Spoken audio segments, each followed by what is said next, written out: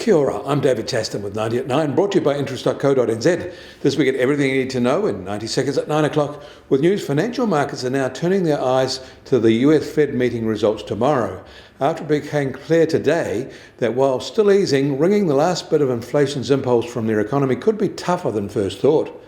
The US Fed targets 2%.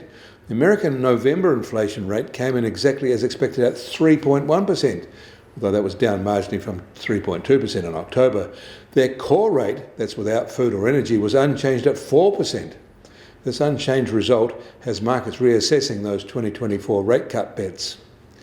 Inflation in the world's largest economy is sticky at the end of its cycle, and getting back to its 2% level isn't going to be as straightforward as anticipated by financial markets.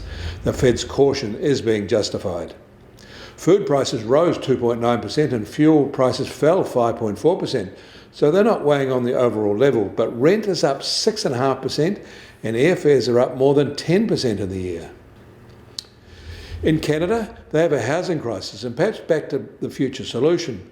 Home prices and rents have soared in part because housing starts have not kept pace with record immigration.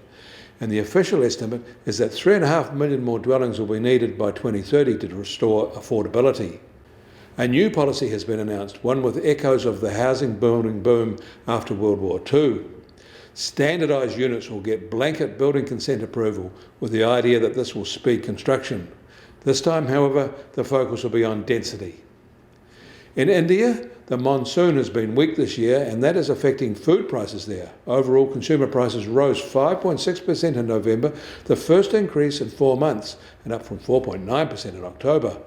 Food inflation, however, went up 8.7%, the highest in 3 months, and up from 6.6% in the previous month.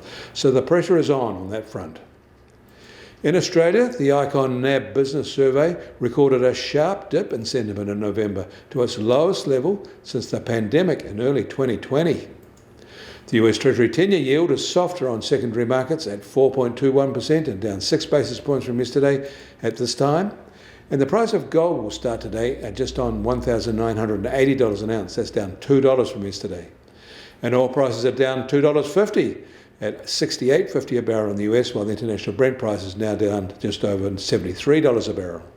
And the Kiwi dollar starts today at just on 61.3 US cents, a little change from yesterday.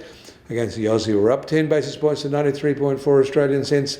Against the euro, we're down 10 basis points at 56.8 euro cents. That all means our trade-weighted index starts today at just under 70.4 and 10 basis points higher than this time yesterday. Get more news about the New Zealand economy from interest.co.nz. Kia ora, I'm David Chaston, and we'll do this again tomorrow.